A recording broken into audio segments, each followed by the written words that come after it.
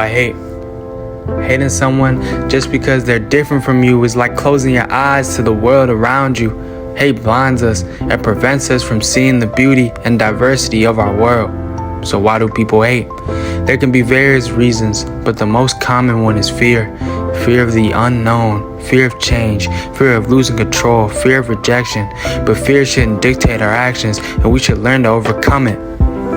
Instead of hating, we should embrace diversity and learn to appreciate what makes us unique. Diversity is our strength. As you can see, diversity is our strength. It's what makes us colorful and exciting. Imagine if everyone was the same, how boring would that be? We need different perspectives and opinions to grow and learn. Hating someone just because they don't look, think, or act like us is limiting ourselves to a narrow view of the world. Hate limits our perspective. Hate not only limits our perspective, but it also harms us mentally and physically. When we hate someone, we hold on to negative emotions that can eat us up from the inside. It's like drinking poison and expecting the other person to die. Hate can lead to stress, anxiety, depression, and even physical alignments, such as high blood pressure and heart disease.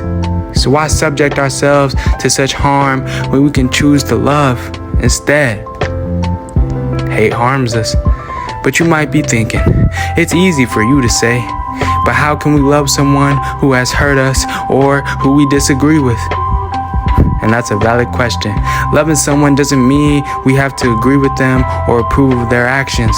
It means we choose to respect them as human beings and treat them with kindness and compassion. It means we choose to see the good in them even when it's hard to find. Love doesn't mean agreement. And how can we do that? Well, for starters, we could practice empathy. Empathy is the ability to understand and share the feelings of others. When we put ourselves in someone else's shoes, we can begin to see things from their perspective and find common ground. It doesn't mean we have to compromise our values, but it means we can have a civil conversation and learn from each other. Empathy is key.